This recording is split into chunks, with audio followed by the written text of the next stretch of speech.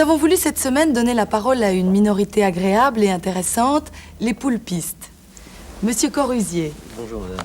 Monsieur Corusier, vous êtes depuis 1975 président des poulpistes de France.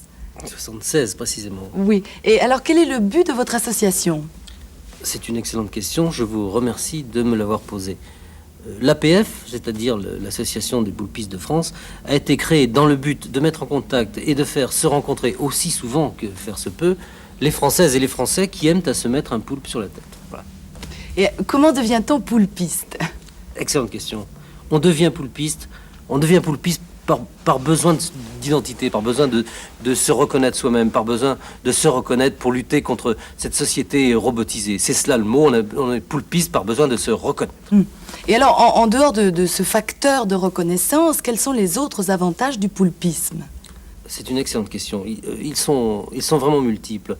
Voyez-vous, par exemple, l'été, le poulpe est frais et très agréable à porter. En revanche, l'hiver, il constitue un rempart très très efficace contre toutes les intempéries, le froid, la neige, etc. Et puis par ailleurs, grâce à sa gluance naturelle, le poulpe retient les pellicules disgracieuses dont la prolifération sauvage pourrait nuire, par exemple, au développement d'une idylle. Enfin, je dis... Oui, mais on dit aussi que le poulpisme a des effets bénéfiques sur la santé, alors qu'en est-il exactement? C'est une excellente question, et je vous remercie de me l'avoir posée. C'est tout à fait exact. Vous faites allusion, je l'imagine, à l'action analgésique du poulpisme en cas de céphalée. Oui, c'est ça, oui. Oui. Alors, si parmi les gens qui nous regardent ce soir, certains souffrent de maux de tête ou de migraines diverses, qu'ils fassent l'expérience suivante. Alors, vous mettez un poulpe sur la tête et vous absorbez, vous avalez 2 aspirines et vous verrez le résultat est tout à fait stupéfiant. Alors que si vous faites le contraire, le résultat est nul. Et puis alors, enfin, le poulpisme constitue un excellent remède facile contre le bruit, vous voyez. Voilà. Ah, c'est ma femme Françoise qui est vice-présidente des poulpistes de France. Bonjour, enchantée. Et alors, vous aussi, madame, vous êtes poulpiste depuis toujours? Oh là là, non. Vous allez rire, mais jusqu'à l'âge de 25 ans, j'étais végétarienne. Authentique. Puis j'ai rencontré Georges, l'un des pionniers du poulpisme. Et il vous a converti? Non, il m'a toujours laissé libre de mes opinions. Seulement lorsque nous allions au cinéma ou bien au restaurant ou simplement quand nous étions invités chez des amis, j'avais l'impression qu'il était un peu triste d'être le seul à porter un poulpe sur la tête. Et puis l'idée que le jour du mariage, je puisse arriver tête nue, je crois qu'il avait un petit peu honte de moi, alors j'ai cédé. Et vous ne le regrettez pas? C'est une excellente question, je vous remercie de la lui avoir posée. Je vais vous dire, je ne pourrais même pas supporter l'idée que je puisse vivre sans un poulpe sur la tête. Mais quelle explication donnez-vous à cela? Mais c'est un animal très affectueux, on s'y attache terriblement. Très affectueux et très obéissant. Regardez. Sultan, pas bouger. Ah oui, non, c'est impressionnant. Je suis trop... Voilà. Ça méritait... Doucement, Sultan, doucement. Voilà. C'est adorable. Des animaux doux, une association paisible, et pourtant les poulpistes dérangent puisqu'on continue à leur refuser l'entrée des plages. Alors à ce propos, écoutons ce qu'a à dire la présidente des non-poulpistes de France. Nous disons que le spectacle de ces personnes qui se promènent sur nos plages, le poulpe à l'air, est un spectacle révoltant pour nos enfants et même pour les adultes. En conséquence de quoi, nous demandons aux municipalités du littoral de France de bien vouloir nous montrer ce qu'elles ont dans leurs pantalons en leur interdisant les bords de mer. Vous comprenez pourquoi, devant cette intolérance qui frise l'apartheid, nous demandons quoi? Nous demandons instamment au pouvoir public de nous réserver des espaces où nous pourrons enfin nous ébattre et poulper librement. Parce que c'est un droit et parce que nous l'exigeons. Salomé! Oh mon Dieu! C'est un excellent poulpe. Je vous remercie de me l'avoir posé. Eh bien, nous espérons que votre appel sera entendu. Merci. La semaine prochaine, nous vous parlerons d'une autre minorité agréable et intéressante, les rhinocérocistes. À la semaine prochaine.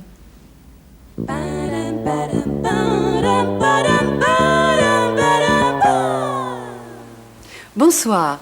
Et maintenant, Jocelyne et son équipe ont testé pour vous J'ai testé pour vous la nouvelle bouillabaisse survolée. C'est bon. C'est bon, mais il vaut mieux la dégeler avant de la manger. J'ai testé pour vous le premier rasoir jetable avant usage. Moi, je veux bien. J'ai testé pour vous le lion du zoo de Vincennes. C'est un mâle.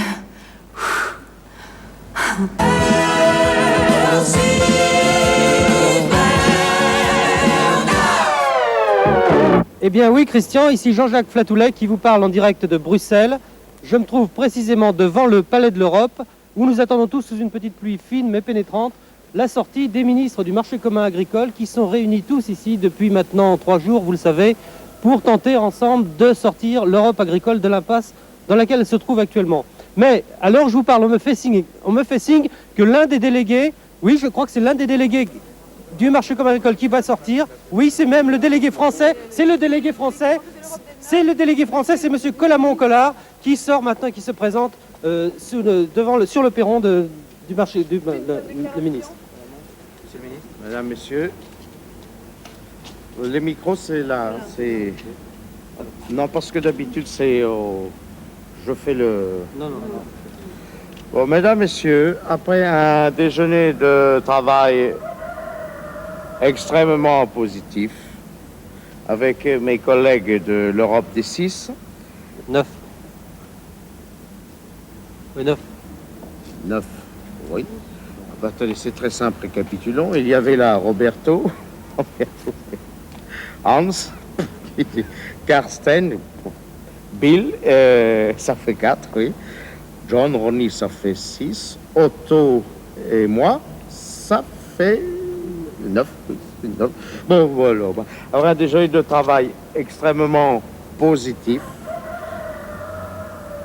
avec mes collègues de l'Europe des 9. Déjeuner de travail qui a duré plus de 5h30 et qui est d'ailleurs un des plus réussis que nous ayons fait depuis 6 ans.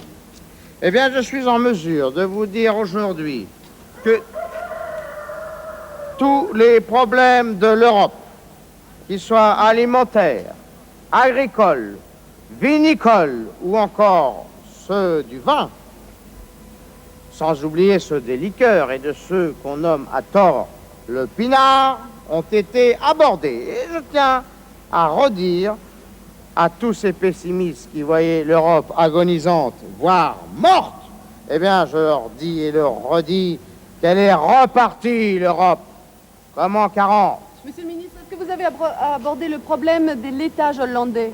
Non, moins fort, s'il vous plaît. Moins fort et articulez bien parce que... Est-ce que vous avez abordé le problème des laitages hollandais? Oui. Oui, ça, ils ont été évoqués durant ce déjeuner de travail. Et je crois que cette fois, monsieur Van Outerbeek a compris. La mimolette ne passera pas! Parce que moi, j'ai repris 4 fois du camembert en le mâchant avec du beurre breton. Et ça ne nous a pas impressionné, outre mesure, que M. Van Outerbeek, pour se venger, ait bu avec le ministre danois 2 bouteilles de schnapps, car la Belgique, l'Irlande, l'Allemagne et moi-même avons immédiatement répliqué en vidant 9 bouteilles de pommard, rétablissant ainsi l'équilibre vital au sein de la communauté. Monsieur le ministre, le problème des hormones dans la volaille anglaise. Le problème des hormones dans la volaille anglaise. Oui, c'est là. Écoutez, alors ça, je ne peux pas vous dire parce que personne n'en a pris. Hein. Lorsque le poulet au porridge est arrivé, là, tout le monde a... Rien que la sauce, déjà, ça avait l'air pire que les hormones. Il n'y a que le ministre allemand qui a eu le courage de prendre une cuisse et qui... Et il a dit quelque chose, monsieur le ministre, après? Non, très sincèrement, il s'est contenté de recracher en proposant que la Grande-Bretagne soit exclue du marché commun. Monsieur le ministre, avez-vous abordé les problèmes de limites de pêche? De qui? Les limites de la pêche. Pour qui? Pour la langoustine, monsieur le ministre. Quoi? Langoustine. C'est comme les petits crabes. Non, c'est pas vraiment des crabes. C'est comme parce un que sorte de petite école c'est des un hommes peu- avec des mettez-vous c'est- d'accord. Non, Avec la c'est des petites mayonnaise. langoustes. C'est rose, ça dépeint. Oui. Avec... Écoutez, non, ça, il n'y en avait pas au menu, je ne peux pas vous dire, je ne sais pas. Et la viande? Ah, écoutez, alors ça, je tiens à le répéter encore une fois, j'espère que ce sera la dernière. Il n'y a aucun problème de viande dans le marché commun. Écoutez, lorsqu'on mange avec un bon appétit et un bon coup du Rhône, qui peut me dire la différence qu'il y a entre un mouton anglais, une vache allemande ou un porc italien, qui, sinon ceux qui veulent casser l'Europe, en jouant la carte de la différence. Écoutez, nous étions là 9 ministres, et je vous rappelle que nous sommes des ministres spécialistes. Nous étions là 9 ministres. Eh bien, nous avons dégusté les viandes. Aucun de nous n'a pu dire ni de quel pays, ni de quel animal cette viande provenait. Et tout ça pourquoi? Parce que nous voulons une Europe égale pour tous, même pour les animaux. Et pour les animaux aussi. Voilà. Ah, voilà. À part ça, une très bonne proposition du ministre luxembourgeois.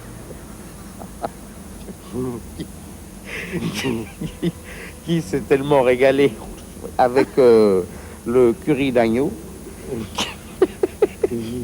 qu'il a proposé que... Il a proposé que l'Inde entre dans le marché commun. Ce à quoi nous avons tous dit d'accord. À cause...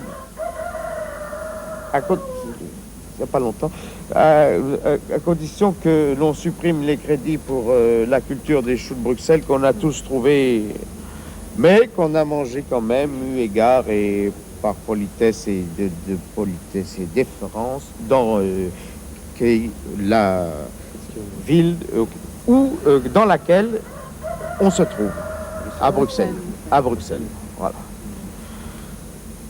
Bon, écoutez, mesdames, messieurs, il est maintenant au moins 20h30 et je crois que je vais devoir vous quitter car nous avons ce soir un dîner de travail très important car je vous rappelle que le très grave problème du coupage des vins italiens et français n'a pas encore été résolu. Cela risque de nous emmener très tard dans la nuit. On y passera le temps qu'il faudra, mais on y arrivera.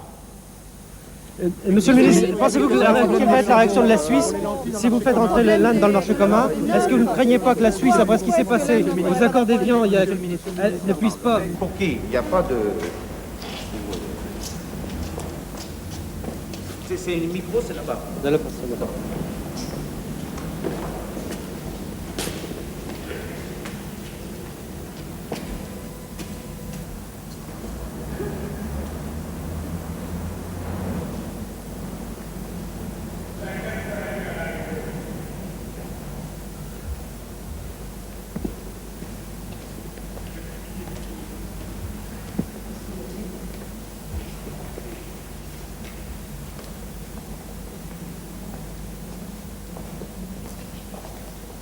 Monsieur le ministre, est-ce que vous pensez que les réactions de l'Inde, si jamais, au cas où l'Inde rentrera vraiment dans le marché commun, dans le marché commun, pensez-vous que la réaction de la Suisse sera xénophobe, comme d'habitude, ou plus que...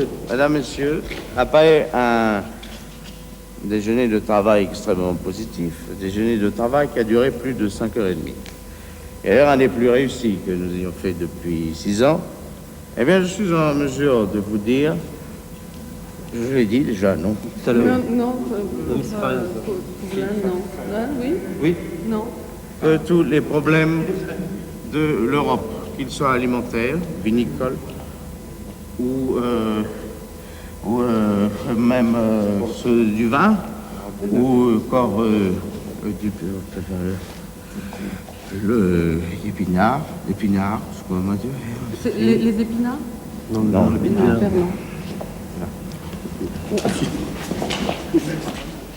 Et pensez-vous que la Suisse réagira bien à l'entrée de l'Inde dans le marché commun? Pas du tout. Monsieur le ministre? Jean, L'Inde est exclue Ils ont exclu l'Inde. L'Inde est virée. Oui, par qui? Par l'Inde, par Combien? Par combien? 2-0. 2-0. Je sais pas. Mais enfin, c'était très dur parce que à la mi-temps, il y avait un brouhaha. Non, parce qu'il y en a, il s'est fait quand même un carton rouge. C'était de l'équipe de l'Inde. Bonsoir. Cette semaine, H comme hésitation.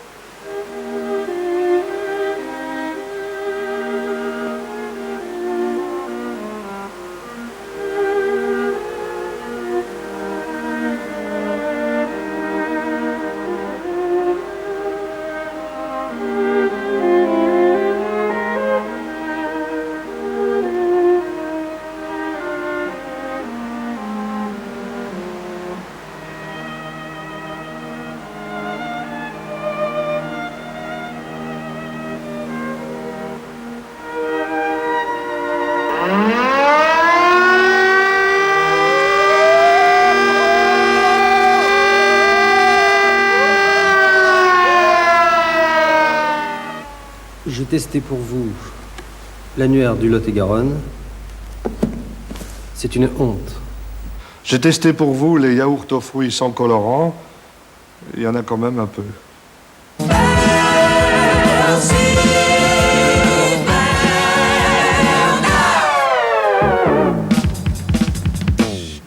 Bonjour, je m'appelle Annette. J'ai 29 ans. Je ne sais pas conduire.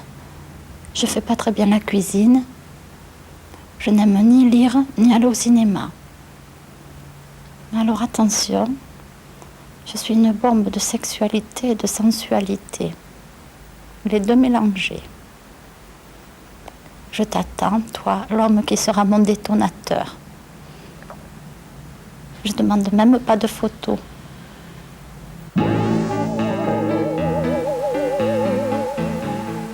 C'était pendant l'horreur d'une profonde nuit.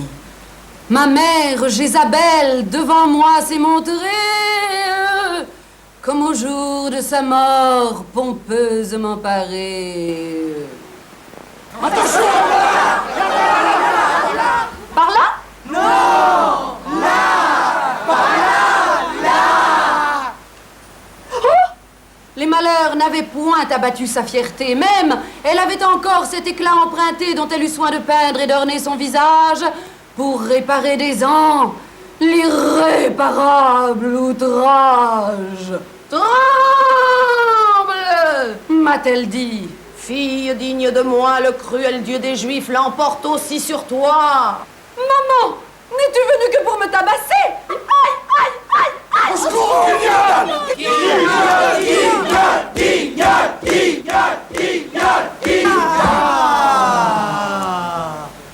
Où qu'elle est? Elle est partie, la méchante, elle est partie par là. Hein?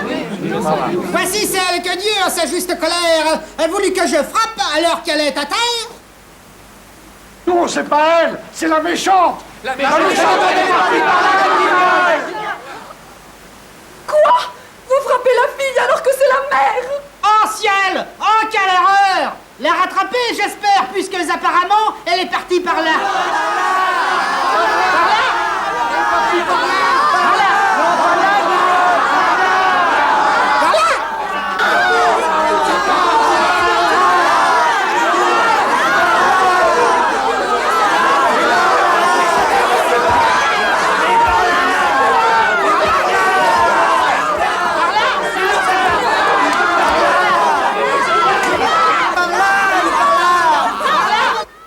Bon, alors, si je comprends bien, monsieur le duc de Saxe-Cobourg, pour vous, on peut carrément parler d'événement théâtral de la saison. Absolument, cher ami. Ouais. Et je crois que jamais Guignol n'a été aussi loin dans Athalie. That was shit. Oh, cette adaptation de Le Grubier ressuscite Racine. Oh, alors là, je veux bien. Oui, ça, je veux bien. Mais enfin, puisqu'on parle du travail de Le Grubier, parlons-en. C'est quand même très confus tout ça. Un exemple, au troisième acte. Eh bien. Quand Jézabel sort par là. Hein, vous vous souvenez, bon. Eh ben, moi j'ai entendu des gens dans la salle qui disaient qu'elle était partie par là, alors qu'elle est sortie là. D'ailleurs, moi-même, à un moment, je l'ai dit. J'ai dit, elle est sortie par là. Non, je l'ai dit. Je l'ai dit, ça. Excusez-moi, monsieur. Mais elle est sortie par là. Ah non, elle sortait là. Ah non, pas du tout, elle est sortie par là. Dans le troisième acte. Là, Jézabel, elle est partie par là. Non, Jézabel est Oui, sortie vraiment. par là. Il est par là. Mais je vous permets pas. C'est là, le Grubier, c'est là. Vous avez rien dit.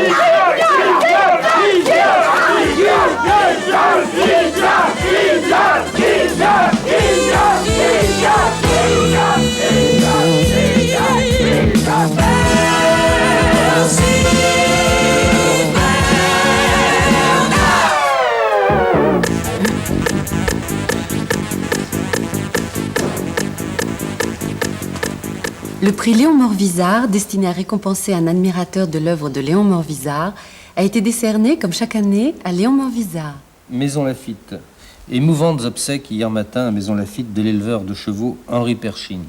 Le corbillard était tiré par 3 pur sang caparaçonnés de crêpes noires. Premier le 12, Vistule 3, deuxième le 5, Placide du Manoir, troisième le 6, Hermione. Devant la menace d'un déclenchement désormais imminent de la Troisième Guerre mondiale, la traditionnelle foire aux jupons de Molinars-sur-la-Clope a été reportée au 16 août. Lors de la cérémonie d'ouverture des Jeux Olympiques, c'est le Français Alain Chabot qui portait la traditionnelle flamme olympique. Il a été transporté dans un état désespéré à l'hôpital des Grands Brûlés. Météo.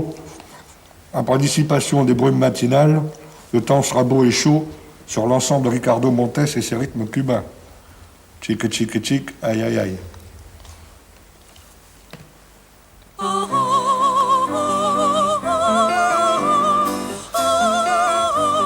Aujourd'hui, comment séparer deux vrais jumeaux?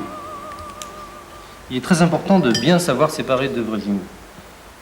Bien séparer deux vrais jumeaux, c'est la seule vraie différence entre l'homme et la bête. Il ne faut jamais inviter deux vrais jumeaux à un dîner mondain. Un seul suffira largement. De toute façon, comme ça, il mangera 2 fois moins. Et puis, il dira 2 fois moins de banalités que si on avait invité son frère, vu qu'ils sont rigoureusement identiques. J'ai ici 2 jumeaux. Dans un premier temps, nous allons vérifier qu'il s'agit de vrais jumeaux. 2 vrais jumeaux doivent évidemment se ressembler trait pour trait. Or, que voyons-nous? Nous voyons que parmi ces 2 jumeaux, l'un des 2 au moins, celui-ci, ne ressemble pas du tout à l'autre. C'est donc un faux jumeau. Je vous demanderai de continuer. Je suis un faux jumeau, la honte m'envahit. Voici maintenant un vrai jumeau.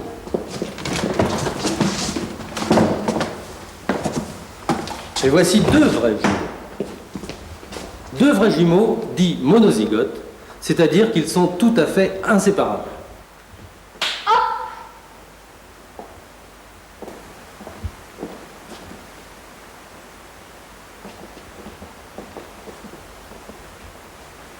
Nous sommes inséparables. Dans l'état actuel de la recherche, nous savons que si l'un des 2 vrais jumeaux subit une douleur physique, son frère ressentira exactement la même douleur et exactement au même moment. Aïe, merde! Oh! Il existe un moyen terrible de séparer 2 vrais jumeaux. Et je demanderai à Madame Janine Lecouli, qui habite 14 rue Nationale à Villeneuve-Saint-Georges, dans le 93, je crois, de bien vouloir cesser de touiller sa mayonnaise lorsque je m'exprime. C'est extrêmement perturbant, d'autant qu'il s'agit d'une expérience très difficile à réaliser. Merci, madame. Je disais donc qu'il existait un moyen très, très pénible pour séparer 2 vrais jumeaux. Mais regardez bien. Allô, oui? Oui, il est là. Quittez pas, je vous le passe. Jean-Pierre, c'est pour vous. J'arrive.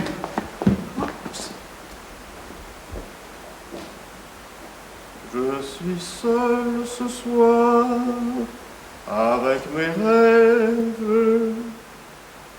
Je suis seul ce soir. Lors d'un prochain entretien, nous verrons ensemble comment séparer les blancs des jaunes. J'échangerais bien ma vie morne et plate contre un amour à l'épreuve du temps. J'échangerais bien la banalité qui m'entoure contre un amour vrai. J'échangerais bien ma solitude contre un bonheur à deux.